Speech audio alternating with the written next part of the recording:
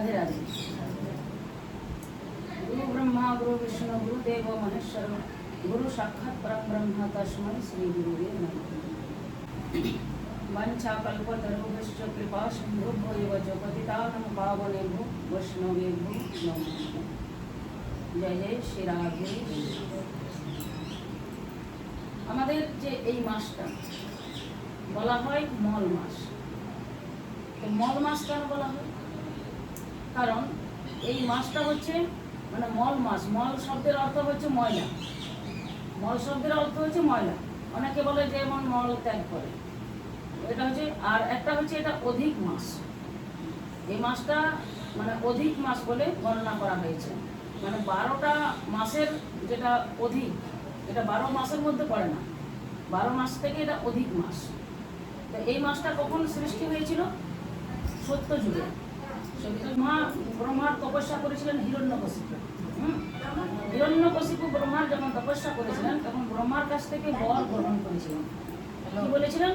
যে হে ব্রহ্মা, আমি যেন দিনে না মরি, রাতে না মরি, ঘরে না মরি, বাইরে না মরি, আকাশে না মরি, পৃথিবীতে না মরি, আমাকে কোনো অস্ত্র শস্ত্রে যেন আমার মৃত্যু না হয়, কোনো পশু বা পক্ষী যেন আমাকে মারতে না পারে, কোনো মনুষ্য বা দানব বা দেবতার হাতে যাতে আমার মৃত্যু না হয়, আর 12 মাসের মধ্যে কোনো মাসেই যেন আমার মৃত্যু না হয়। তাহলে মৃত্যুটা কি করে হবে? তো ব্রহ্মা বললেন তথা অস্তু, যাও তুমি যেরকম চাইছো সেরকম। ব্রহ্মা তো বর দিয়ে দিলেন। এদিকে ব্রহ্মা হিরণ্যকশিপু বর পেয়ে এত আনন্দিত হয়ে গেল যে ব্রহ্মা মানে আমার থেকে এত জ্ঞানী, এত বুদ্ধিমান। ব্রহ্মার 4টা মুখ, কিন্তু ব্রহ্মার বুদ্ধি আমার থেকে অনেক কম। এটা কে চিন্তা করছে? হিরণ্যকশিপু, যে আমার থেকে বুদ্ধি অনেক কম। কারণ আমি যখন ব্রহ্মাকে বললাম যে ব্রহ্মা আমাকে অমর করে দেন, তখন ব্রহ্মা বললেন যে হবে না। আর আমি একটু কায়দা করে ঘুরিয়ে পড়ে যখন আমি অমরটা হয়ে গেলাম, তখন ব্রহ্মা বুঝতে পারলাম। এটা হচ্ছে হিরণ্যকশিপুর চিন্তা। আর ব্রহ্মা বলছেন, প্রভু তোমার অসীম কৃপা যে তুমি আমাকে দৈত্যর হাত থেকে রক্ষা করলে। আমি রক্ষা পেলাম এই দৈত্যর হাত থেকে। কারণ হিরণ্যকশিপু চিন্তা করছেন যে আমার দিনে মরবো না, রাতে মরবো না, আকাশে মরবো না, পাতালে মরবো না, কোনো অস্ত্র শস্ত্রে আমার মৃত্যু হবে না, কোনো পশু বা দানব বা পক্ষী, কোনো মানে দেবতার হাতে আমার মৃত্যু হবে না, কোনো অস্ত্র শস্ত্র ব্রহ্মার মানে পাশুকা আগ্নি ব্রহ্মা অস্ত্র কোনো কিছুতেই আমার মৃত্যু হবে না। তাহলে তো আমি অমর হয়ে গেলাম। এটা চিন্তা করছে হিরণ্যকশিপু। কিন্তু হিরণ্যকশিপু এটা জানে না যে আমার মৃত্যুটা নর্দমা থেকেও ঢুকতে পারে। মাটির তল থেকে নর্দমা থেকেও তো মৃত্যুটা ঢুকতে পারে। কিন্তু এটা অসুরের চিন্তা নেই। ও নিজের আনন্দেতে মগ্ন হয়ে গেছিল। তখন ভগবান চিন্তা করলেন যে ব্রহ্মা তো হচ্ছে ভগবানের মানে ভক্ত। তো ভগবান চিন্তা করলেন যে আমার ভক্তের বাণী তো বিফলে যাবে না। ভক্ত যখন আমার মানে বর দিয়েছে, সে বরকে তো আমাকে রক্ষা করতে হবে।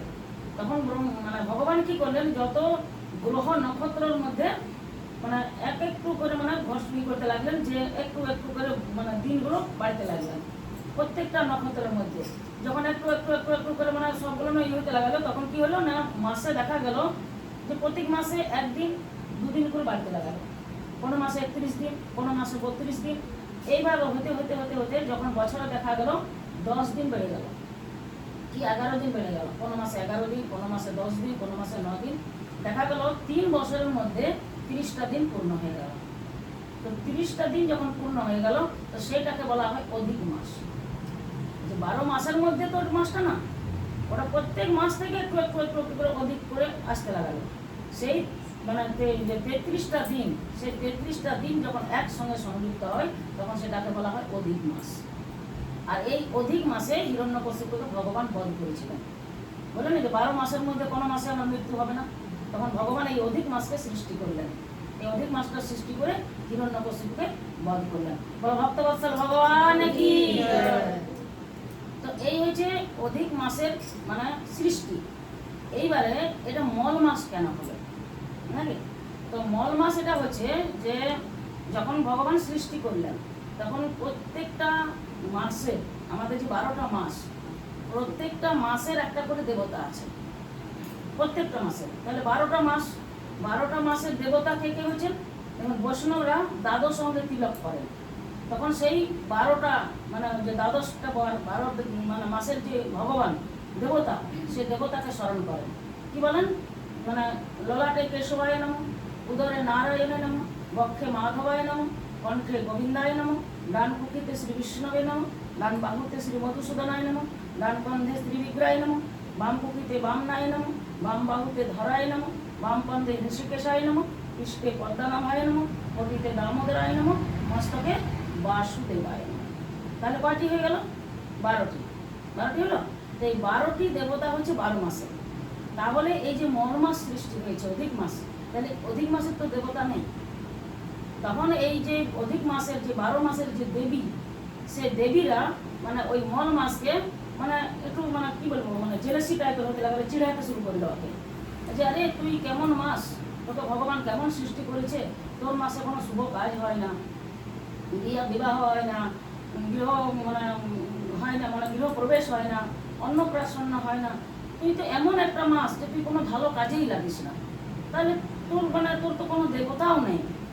এইভাবে মল মাসকে চিড়াইছে, মানে 12 দেবীকে যখন চিড়াইছে তখন মল মাস মানে কাঁদতে শুরু করলে যে ভগবান তাহলে আমাকে কেন সৃষ্টি করবে, আমার মাসে যখন কোনো ভালো কাজই হবে না, কোনো ধর্মীয় কাজ যদি না হয়, তাহলে তো আমার তো সৃষ্টি করাটা কোনো কাজই লাগলো না, আর আমার তো কোনো দেবতাও নেই, আমি কার আশ্রয়ে থাকবো। এইভাবে যখন মল মাস কাঁদতে শুরু করলেন, কাঁদতে কাঁদতে মল মাস দেখলেন যে আর এখানে তো দেবীদের সাথে মানে কথাবার্তা বলে তর্ক বিতর্ক করে কোনো লাভ নেই, যে আমাকে সৃষ্টি করেছে আমি তার কাছেই যাব। তখন ভগবান কি করলেন? চলে গেলেন মানে বিষ্ণুর কাছে, বৈকুণ্ঠ বিষ্ণুর কাছে গিয়ে একবার কাঁদতে শুরু করলেন খুব। তো বিষ্ণু বলছে, দেবী তুমি কাঁদছো কেন, তোমার কি হয়েছে, তুমি কেন কাঁদছো? বলছে, হে প্রভু, আমার যে দুঃখ, আমি নিজের দুঃখে কাঁদছি। তো বলছে, তোমার দুঃখটা কিসের? বলছে, আমার দুঃখ এটাই যে আপনি আমাকে সৃষ্টি করলেন মল মাস সৃষ্টি করলেন, কিন্তু আমাকে সবাই মল মল মল মল বলে সবাই মানে এই প্রত্যাখ্যান করছেন, মানে আমাকে কোনো মান দিচ্ছে না, সম্মান দিচ্ছে না, আমার মাসে কোনো শুভ কাজ হচ্ছে না, কোনো বিবাহ হচ্ছে না, কোনো অন্নপ্রাশন, গৃহ প্রবেশ, কোনো কাজই হচ্ছে না, তাহলে তো আমার জীবনটা বৃথা, তাহলে আমাকে বেঁচে থেকে কোনো লাভ নেই, তাহলে আপনি আমাকে সৃষ্টি করলেন কেন? এইভাবে যখন মানে ভগবানের কাছে কাঁদছেন ওই মল মাস, তখন ভগবান বললেন যে দেখো দেবী, আমি তো সৃষ্টি করেছি, কিন্তু আমি কিছু করতে পারবো না, তাহলে কাজ করো, আমি তোমাকে মানে গোলক বৃন্দাবনে নিয়ে যাবো, চলো তোমাকে গোলক বৃন্দাবনে, ভগবান শ্রীকৃষ্ণ যে গোলক বিহারী আছেন, একমাত্র গোলক বিহারী তোমার কোনো উপায় করতে পারবে। তো ভগবান নারায়ণ ওই অধিক মাসের মানে মল মাসের হাতে ধরে আর বৈকুণ্ঠ নিয়ে চলে গোলক বৃন্দাবনে নিয়ে চলে গেলেন। গোলক বৃন্দাবনে যখন প্রবেশ করছেন ওই মল মাসকে নিয়ে ভগবান শ্রীকৃষ্ণ, তখন ওই গোলক বৃন্দাবনের যে এত ক্রান্তি মানে জ্যোতি, মানে সমস্ত গোলক বৃন্দাবন ঝলমল ঝলমল ঝলমল করছে, মানে ওখানে দেখার একটা অপূর্ব মানে দৃশ্য, সেই দৃশ্য সকলেই সহ্য করতে পারে না। আমাদের এই যে জলজগতের যে আমাদের চোখে কি আমরা সেই দৃশ্য দেখতে পারবো? তো মল মাস এখন সেই মানে যে জ্যোতিটা, সেই ক্রান্তিটা চোখে নিতে পারছে না, চোখ বন্ধ হয়ে যাচ্ছে, বারবার চোখ বন্ধ হয়ে যাচ্ছে। তখন সেই মল মাস কি করলেন? ভগবান শ্রী বিষ্ণুর পেছনে গিয়ে দাঁড়ালেন, পেছন দিকে নিয়ে দাঁড়াতে থাকলেন আর কাঁদতে লাগলেন। এখন যেই নারায়ণ মানে গোলক বৃন্দাবনে প্রবেশ করেছেন, আর ওইধারে শ্রীকৃষ্ণ ভগবান জানতে পেরে গেছেন যে স্বয়ং ভগবান নারায়ণ আজ গোলক বৃন্দাবনে এসেছেন। এখন শ্রীকৃষ্ণ ছুটে চলে আসছে, ছুটে এসে বলছে, প্রভু আপনি এখানে, আপনার আসার কারণ, আপনার মানে কি উদ্দেশ্যে আপনি এসেছেন, আপনি কৃপা করে বলুন, আমি আপনার কি সেবা করতে পারি। তখন নারায়ণ বলছেন যে প্রভু, আমি এসেছি একটা মানে যে অধিক মাসের যে দেবী মল মাস, এই মল মাসের খুব দুঃখ, এই দুঃখকে নিয়ে, আর ওর যে দুঃখ সেই দুঃখে ও কাঁদছে, তো সেই জন্য আমি ওকে নিয়ে এসেছি, ওর কিছু মানে যা কিছু করার আপনি একটু আর সমাধান করে দেন। তো বলছে, কোথায় সে দেবী? কই, আমি তো দেখতে পাচ্ছি না কোনো দেবী। ভগবানের পিছনে দাঁড়িয়ে আছেন, যে দেখতে পাওয়া যাচ্ছে না, শুধু কাঁদছে, শুধু কান্নার শব্দটা পাওয়া যাচ্ছে। যখন মানুষ কাঁদে তখন পারে না এরকম করে সেই উঠে না একটা মানে শ্বাস যে বাইরে হয় না, পুরো মানে ফুপিয়ে যে কাঁদা, সে ফুপিয়ে কাঁদছে, তখন সেই কাঁদার শব্দটা শোনা যাচ্ছে। তখন নারায়ণ দেখছেন যে আমার তো পাশেই ছিল, তাহলে পাশে নেই, তাহলে কোথায় গেল, তখন শব্দটা শুনতে পেয়েছে। তখন নারায়ণ একটু পিছনে পিছায়, যেই পেছনে পিছাইছেন দেখছে অধিক মানে মলমাস দেবী দাঁড়িয়ে আছেন। দাঁড়ান যখন আছেন তখন বলছেন এই যে প্রভু তিনি। তখন ভগবান বলছেন যে গোলক বিহারী যে দেবী তুমি কেন কাঁদছো? এই গোলক বৃন্দাবনে এসে কেউ কাঁদে না। গোলক বৃন্দাবন যদি একবার কেউ চলে আসে তাকে কি আর কাঁদার আছে? এখানে এলে তো মুক্তি, এখানে এসে পরে তো আর মানে দুঃখ বলে কিছু থাকে না মানুষের। গোলক বৃন্দাবনে যাওয়ার পরে কারো দুঃখ থাকে? কারো দুঃখ নেই। তাহলে তুমি এখানে কাঁদছো কেন? কি কারণে তুমি কাঁদছো? এখানে কাঁদে, অনেকেই কাঁদে, কিন্তু আনন্দে কাঁদে, দুঃখে কাঁদে না। কেমন দুঃখে কাঁদে মানে আনন্দে কাঁদে? একবার ভগবান শ্রীকৃষ্ণ দ্বারকায় মানে 16,108 মহিষীকে নিয়ে তারা আনন্দে সংসার করছেন, গৃহস্থ সংসার। ভগবান শ্রীকৃষ্ণের 16,108টা পত্নী কিন্তু দ্বারকায়, সে দ্বারকায় 16,108 পত্নীকে নিয়ে আনন্দে গৃহস্থ যাপন করছেন। একদিন ভগবান শ্রীকৃষ্ণ ঘুমন্ত অবস্থায় মানে ঘুমাচ্ছেন, ঘুমাতে ঘুমাতে তিনি স্বপ্ন দেখছে কি না, তিনি স্বপ্নতে দেখছেন যে তিনি বৃন্দাবন চলে গেছেন। আর বৃন্দাবন চলে গেছেন, বৃন্দাবনে যে লীলাগুলো করেছে সেই লীলাগুলো তার মনে আসছে। কি দেখছেন লীলাতে? যে ললিতা, বিশাখা, ইন্দুলেখা, চম্পকলতা সব অষ্ট সখী রাধারানীকে নিয়ে তারা মানে মাটির মানে হাঁড়িতে কলসিতে করে মানে দধি, দুধ, ননি, ছানা সব কিছু মাথাতে নিয়ে, আর তারা কোথায় গেছে না মথুরাতে, মানে দুধ ওইগুলো বিক্রি করার জন্য মথুরার বাজারে যখন যাচ্ছেন তখন শ্রীকৃষ্ণ মানে স্বপ্নে দেখছিল। তখন শ্রীকৃষ্ণ কি করেছেন, রাস্তা আড়াল করে দাঁড়াচ্ছেন যে না দাঁড়াও, তোমরা যেতে পারবে না। তো বলছি কেন আমরা যাবো না? কেন না এই রাস্তায় তোমাদেরকে যেতে দেবো না। তো বলছে রাস্তাটা কি তোমার বাবার নাকি? ললিতা বলছে রাস্তাটা কি তোমার বাবার নাকি যে তুমি যেতে দেবে না আমাদেরকে? ছাড়ো, আমাদেরকে যেতে দাও। বলছে না, এই রাস্তায় যেতে পারবে না, কারণ এই রাস্তাটার জন্য আমাকে কংস মহারাজ কর্মচারী হিসাবে রেখেছে, আমি কংস মহারাজের কর্মচারী। ললিতা বলছে আরে কোথা থেকে তুমি কর্মচারী হলে? তোমাকে দেখতে তো একবারে কালো, দেখতে কোনো জুতের নাই, আর কংস এত বড় রাজা তোমাকে রাখবে কর্মচারী? সরো সরো সরো সরো। বলছে ললিতা দেখো, আমি ভালো করে তোমাকে বলছি, তুমি কালো কালো বলবে না, তুমি আমার কালো রংটা দেখবে না। কালো তো অনেকেই আছে, কালো যেমন তোমার মাথার চুলটাও তো কালো, তোমার চোখের মনিটাও তো কালো, আর এই যে তোমরা যমুনা থেকে জল নিয়ে আসছো সেই জলটাও তো কালো। তাহলে জলটা খেয়েই তো মানুষ বাঁচছে। তাহলে নদী যমুনার জল কালো, তোমার মাথার চুল কালো, চোখের মনি কালো, আর তুমি আমাকে কালো বলছো? কালো জিনিসটা ভালো, তুমি কালো কালো বলে আমাকে শিখাবে না। বলছে হ্যাঁ, কালোকে কালো বলবো না তো কি বলবো? কালো তো তুমি, কালো তো। তো বলছে শোনো, আমি অত তর্ক বিতর্ক করতে চাই না, আমি কংস মহারাজের কর্মচারী, তোমরা কর দাও আর চলে যাও। তো ললিতা বলছে আরে তোমাকে কেন কর দিতে যাও? আর তোমাকে কংস মহারাজ রাখবেই কেন? কারণ তোমার তো কোনো সৌন্দর্য নেই। কংস মহারাজের সেনা সৈন্যরা কত সুন্দর বস্ত্র পরে থাকে, ঝলমল ঝলমল করে, মাথায় কত সুন্দর মুকুট পরে থাকে, আর তুমি কোথায় একটা লঙ্গটি পরে আছো, হাতে মাথায় একটা ময়ূরের পাখা, ভালো একটা মুকুটও নাই, আর হাতে একটা বাঁশের বাঁশি, সোনার বাঁশিও নাই, আর তুমি বলছো কি না আর সে গলাতে একটা ফুলের মালা পরে আছো। আর কংস মহারাজের কত সুন্দর সুন্দর দামি দামি অলংকার, হীরা মানিক মুক্তা দিয়ে সব পরা, আর তুমি কোথায় একটা গোয়ালা, তোমাকে কংস মহারাজ কর্মচারী রাখবে কেন? সরো সরো সরো, হাঁটো হাঁটো হাঁটো, আমরা এখানে পার হয়ে যাবো। কৃষ্ণ বলছে না, যেতে দেবো না। তখন ললিতা বলছে দেখ রাধে, আমি তোকে বলেছিলাম যে রাস্তা দিয়ে যাবো না, তুই বলি এই রাস্তাতেই চল, দেখ এই রাস্তায় এখন একটা বাধা হয়ে দাঁড়াচ্ছে। তখন কৃষ্ণ বলছে ও রাধারানীও এসেছে, মানে ব্রজ গোপীদের তো মাথায় ঘুমটা দেওয়া থাকে না, এতটা ঘুমটা কেউ কারো মুখ দেখতে পায় না। তো বলছে ও রাধারানী এসেছে, ও রাধারানী, ঠিক আছে ঠিক আছে, তো তোমার রাধারানীকে বলো, তোমাদের কাছে যদি পয়সা না আছে তো তোমার রাধারানীকে বলো আমার পাশে এসে 10 মিনিট বসবে, আমার সঙ্গে কথা বলবে, তাহলে আমি তোমাদেরকে ছেড়ে দেবো। তখন ললিতা বলছে আরে আমার রাধারানী তোমার পাশে কেন বসবে? কেন বসবো আমার রাধারানী? সে তো রাজনন্দিনী, আর তার তো বিবাহ হয়েছে, আর তোমার পাশে কেন বসবে? বলছে ও বিবাহ হয়েছে না, শোনো তোমার যে রাধারানী যদি বিবাহ যে করেছে সে কেমন লোক? এত সুন্দর রাধারানী, কোথায় মানে কাঞ্চন বর্ণ, সোনাকে হার মানেন্দে, মানে সোনারও তুলনা করা যায় না, এত সুন্দর তার রূপ, এত সুন্দর, আর তাকে কিনা একটা দইয়ের হাড়ি দিয়ে মথুরায় পাঠান দিয়েছেন দই বিক্রি করতে। তাহলে কেমন তোমার সেই মানে রাধারানীর স্বামী, ওর স্বামী ভালো না। আমার যদি রাধারানী যদি আমার হতো, তাহলে রাধারানীকে আমার হৃদয়ের মধ্যে রাখতাম। রাধারানীকে আমি সোনার সিংহাসনে বসাতাম, সোনার বেদিতে তার চরণগুলো রাখতাম। তখন ললিতা বলছে, আরে তুমি এত বড় বড় কথা বলছো, তুমি কোথায় পাবে সোনার বেদি, কোথায় পাবে সোনার সিংহাসন? তুমি তো একটা গোয়া লাগে, আর তোমার তো নিজেই তুমি সোনার মানে অলংকার করতে পারো নাই, তুমি সব বনের ফুলের মালা সব পরে আছো, ময়ূরের মুকুট পরে আছো, তো তুমি কোথায় পাবে? বাঁশের বাঁশি বাজাচ্ছো, তাহলে তুমি সোনার জিনিস কোথায় পাবে? তুমি কোথা থেকে রাধারানীকে দেবে? না না, রাধারানী তোমার পাশে বসবে না। তখন বলছে, রাধারানী বসবে না? ললিতা আমার পাশে বসাও, আমি বলছি আমার পাশে বসাও, আমার পাশে রাধারানীকে বসাও আর কর দাও আর তুমি চলে যাও। তো কোনো মতেই যখন কৃষ্ণ রাস্তা ছাড়ছে না, তখন ললিতা কী করলেন, ওই মানে কৃষ্ণ উত্তরিয়াটা ধরে টানতে লাগলেন। যখন উত্তরিয়াটা ধরে টানতে লাগলেন, তখন কৃষ্ণ বলে, যাও ললিতা ছাড়ো, আমার উত্তরিয়াটা ছাড়ো, আমার উত্তরিয়াটা ছাড়ো। এই ছাড়ো করতে করতে কৃষ্ণ ঠাকুরের ঘুম ভেঙে গেল।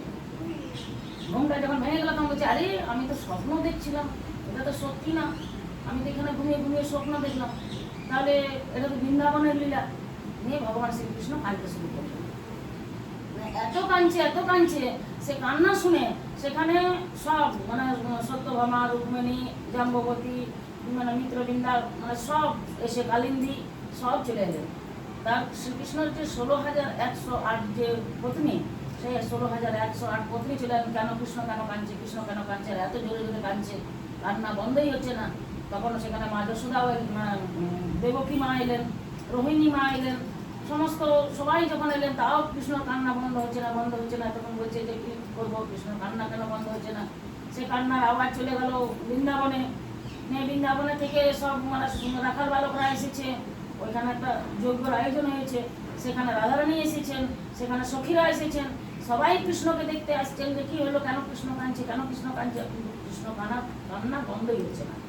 কাঁদছে, একবার তো উঠছে, সখাদেরকে আলিঙ্গন করছে, আবার মূর্ছিত হয়ে যাচ্ছে, আবার উঠাচ্ছে, আবার আলিঙ্গন করছে, আবার মূর্ছিত হয়ে যাচ্ছে, মানে পড়ে যাচ্ছে। এইভাবে কান্না হচ্ছে ওখানে, তখন বলরাম দেখলেন যে না, এইভাবে তো চলবে না।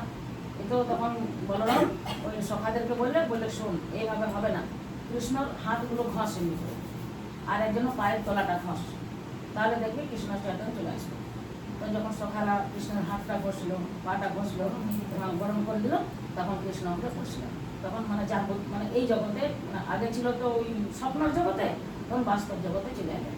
বাস্তব জগতে তখন কৃষ্ণ চারি, আমি কি করছিলাম, আমার কি হয়েছিল, আমি এখানে কি, এত লোক কেন এখানে, তোমরা কি করতে এখানে এসেছো, আমার কি হয়েছে আমি নিজে বুঝতে পারছি না। তখন বলরাম বললেন, তোমাকে আর ভাবার দরকার নেই, চলো বাড়ি চলো।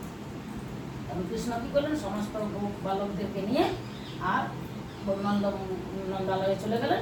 আর নন্দালয়ে যেয়ে সমস্ত রাখাল বালকদেরকে নিয়ে আর সমস্ত সবাইকে নিয়ে ভোজন করতে লাগলেন।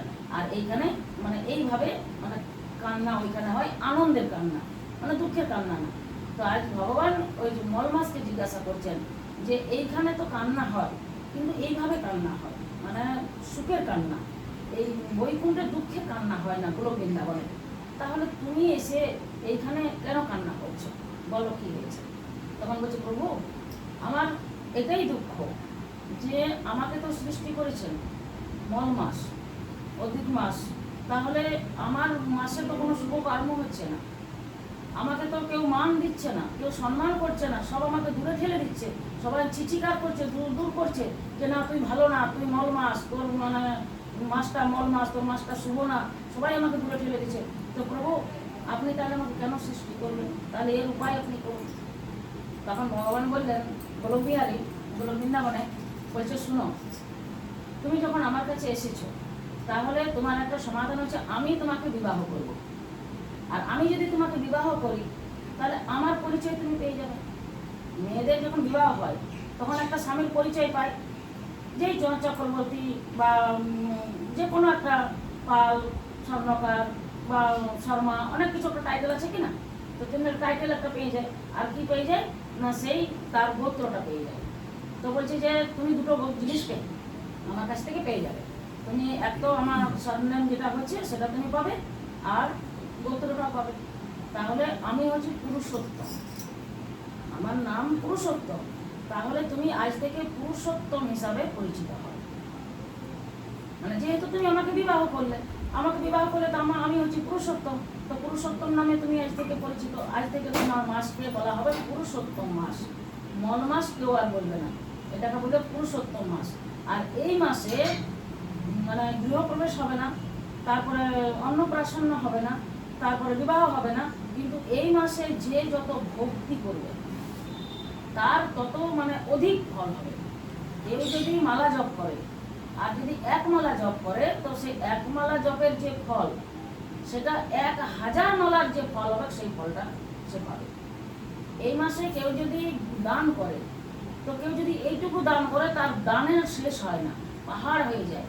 কেউ যদি অন্নদান, স্বর্ণদান, বস্ত্রদান বা যে কোনো ফলাদি দান বা ভগবানের সেবায় যারা দান করে, ফল মূল যার যেটা সামর্থ্য, কেউ ধূপকাঠি, কেউ যে যেটা পারলো যদি দান করে এই মাসে, তো বলছে সে অধিক পুণ্যবতী হবে, সে তার পুণ্য কোনোদিন শেষ হবে না।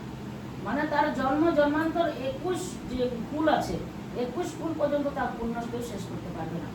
এই মাসে যে যদি ভক্তি করে, এই মাসে ভক্তি খুবই মানে মূল্য। যদি ভজন করে ভগবানের নামে, তো সেই আগের জন্মে মানে এই জন্মে তো আমরা ভজন করছি, এই জন্মে তো আমরা আর বুঝতে পারছি না যে এই জন্মে আমি কি পুণ্য করলাম কি না করলাম, কিন্তু সেই পুণ্যর ফলটা পরের পর ধাপে আমরা পেয়ে যাবো, পরের পর পেয়ে যাবো। অনেকেই যেমন বলে না যে এখানে আমি দান করলাম, তো আমি ওইখানে গিয়ে কি করে পাবো। একজন মানে একটা ব্যক্তি বলছে যে মানে গেছেন ভাগবত পাঠ শ্রবণ করতে, একটা ছোট্ট গল্প বলি, ভাগবত পাঠ শ্রবণ করতে গেছেন, তো ওইখানে ভাগবত পাঠক বলছেন যে যে যত দান করবে সেটা তোমার মানে সঙ্গে যাবে, আর যদি তোমরা কোনো দান না করো, এই যে ভাগবত পাঠে এসেছো, মানে পাঠক বলছে এই যে ভাগবত পাঠে এসেছো, এখানে যদি কোনো দান না করলে সব কিন্তু তোমার এইখানেই থেকে যাবে, তোমার সঙ্গে কিছু যাবে না। তুমি যে এত টাকা অর্জন করেছো, এত ধন দৌলত অর্জন করছো, কিন্তু তোমার সঙ্গে কিছু যাবে না। কিন্তু যে ব্যক্তি ভাগবত পাঠ শুনতে গেছিল, সে তার অগাধ সম্পত্তি, ধন রত্নের অভাব নেই, ও চিন্তা করছে আরে ভাগবত পাঠের নাই তো, ওই জন্যে দান করতে বলছে। কারণ ভাগবত পাঠ করছে, ওর কাছে ধন রত্ন নাই, ওই জন্যই বলছে দান করতে। আমার এত এত ধন রত্ন আছে, আমি কেন দান করে দেবো। এখন এটা চিন্তা করছে, তারপর মানে বাড়ি গিয়ে চিন্তা করছেন যে ভাগবত পাঠক তো বললেন যে এই জগতে যত কিছু আছে সব এইখানেই থেকে যাবে, আমি ওইখানে সময় নিয়ে যেতে পারবো না। তাহলে কি ভাগবত পাঠক এটা কি সত্যি বললেন না মিথ্যা বললেন? আমার এত এত ধন সম্পদ আমি কি নিয়ে যাবো না, আমি কি খালি হাতে চলে যাবো ওইখানে? ওটা রাত কিন্তু চিন্তা করছে, ঘুম কিন্তু হয়নি। সকাল হয়েছে, সকাল হওয়ার পরে সেই ব্যক্তি চিন্তা করলেন যে সমস্ত মানে সে একটা রাজা, তো সমস্ত প্রজাদেরকে বেড়ে পিছিয়ে দিলেন যে সমস্ত যত মানে জ্ঞানী পণ্ডিত সবকে আমার কাছে ডাকো, আমার একটা প্রশ্ন আছে, সে যদি আমাকে উত্তর দিয়ে দেয় তাহলে তো আমি অর্ধেক সম্পত্তি দান করে দেবো, অর্ধেক রাজত্ব দান করে দেবো। বললেন ঠিক আছে। সমস্ত পণ্ডিতরা আইলেন, বহু পণ্ডিত এলেন, সবাইকে বললেন যে আপনারা এমন কোনো ব্যবস্থা করুন আমি মরার পরে যাতে আমার যত কিছু সম্পত্তি, ধন সম্পদ, টাকা পয়সা আছে সব যেন আমি সঙ্গে নিয়ে যেতে পারি। তো সমস্ত পণ্ডিত এলো, সব তর্ক বিতর্ক করে সব হেরিয়ে গেল। কেউ কি মরার পরে সঙ্গে নিয়ে যায়? কোনো জিনিস যাবে সঙ্গে? কোনো জিনিস সঙ্গে যাবে না। কত কত বড় বড় পণ্ডিতরা এলো, সব চলে গেল, কেউ সমাধান করতে পারবে না। লাস্টে একজন মানে সাধু বৈষ্ণব এখন এসেছেন রাজদরবারে। তো রাজদরবারে দেখছে অনেক ভিড় ভড়কা, অনেক কিছুই মানে রাজদরবারে। তখন জিজ্ঞাসা করলেন কি ব্যাপার, এখানে এত লোকের সমাগম কেন, কি হয়েছে, এত এত পণ্ডিতের সমাগম, এখানে কি কোনো কিছু হয়েছে? তখন বললেন হ্যাঁ, এখানে অনেক অনেক পণ্ডিতদেরকে ডাকা হয়েছে। রাজার একটা প্রশ্ন আছে যে মরার পরে সব সম্পত্তি যেন উনি সঙ্গে নিয়ে যাবে, কিন্তু কেউ সমাধান করতে পারছেন না যে কিভাবে নিয়ে যাবে। তো বলছে ঠিক আছে, তাহলে আমাকে রাজার কাছে নিয়ে চলো। সেই মানে বৈষ্ণবকে মানে ওই সাধুকে রাজার কাছে নিয়ে গেলেন। রাজার কাছে নিয়ে গেলেন, তখন রাজাকে বলছেন রাজামশাই আমি আপনার সমস্যার সমাধান করে দেবো, আপনি সব জিনিস নিয়ে যেতে পারবেন। বলছে কীভাবে? বলছে দেখুন, আপনি যদি আমেরিকায় যান, তো আমেরিকায় যে রোজগার করবেন সেই টাকাটা কি আপনি এখানে আনতে পারবেন? আনা যাবে? কারণ ওইখানে কি ব্যবহার হয়? ডলার। তো সেই ডলারটা ওইখানে জমা দিলে সেইটা এইখানে এসে ক্যাশ টাকা বেরোবে। তো তেমনি আপনি এই জগতে যত কিছু রোজগার করেছেন, যত টাকা পয়সা ধন দৌলত, এইটা কিন্তু আপনি ওইখানে নিয়ে যেতে পারবেন না। তবে আপনার এই সমস্ত জিনিস আপনার ওখানে চলে যাবে। কিভাবে? না, এই সমস্ত জিনিস আপনি দান ধ্যান করুন, সৎ কর্মে লাগান, ভাগবত পাঠ করুন, ভালো কর্মে দান করুন। সেই যত আপনি দান করবেন, যত ভাগবত করবেন, তত আপনার এখানে জমা হবে ব্যাংকে। আর ওই ব্যাংকে যেগুলো যত যত আপনার জমা হবে, সেগুলো আপনি ওইখানে গিয়ে সব পেয়ে যাবেন। তাহলে এইভাবে সমাধানটা হয়ে গেল। তাহলে দানের মানে কত একটা মহিমা, যে দানের মাধ্যমে আমরা ওইখানে ওই জিনিসগুলো ভোগ করতে পারবো।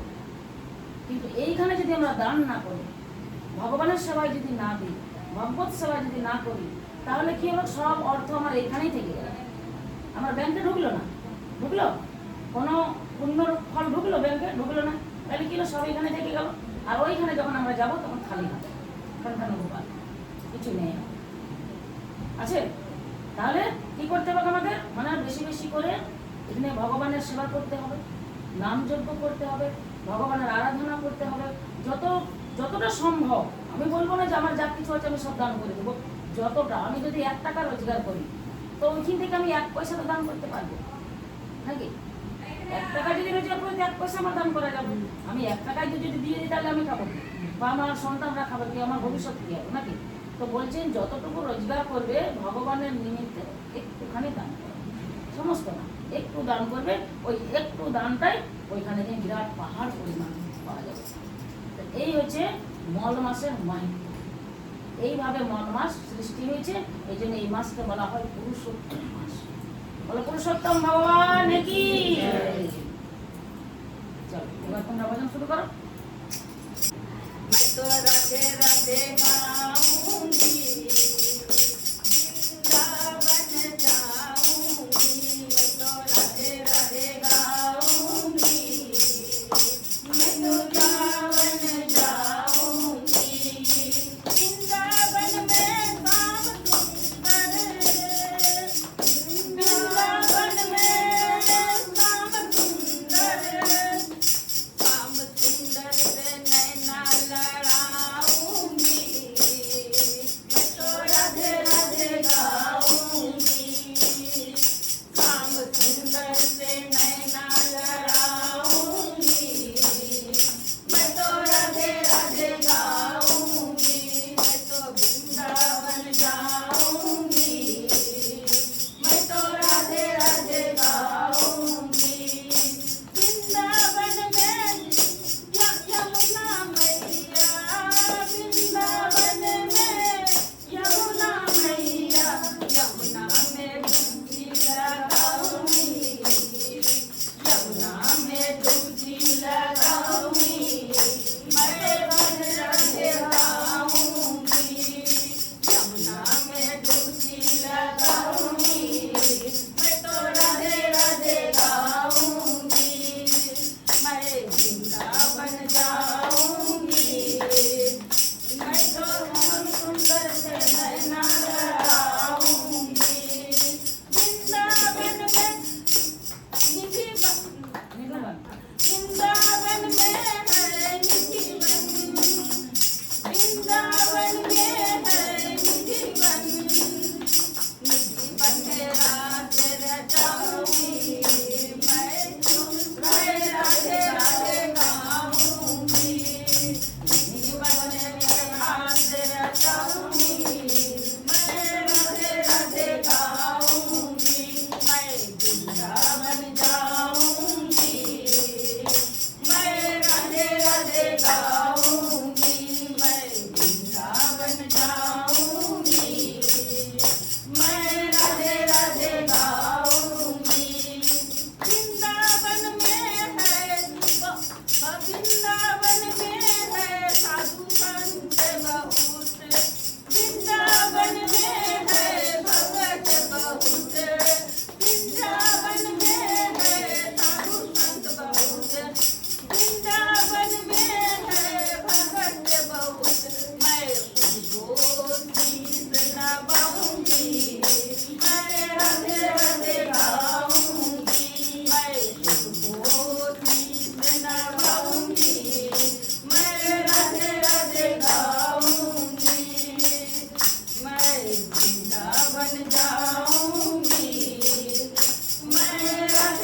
রাতে গাও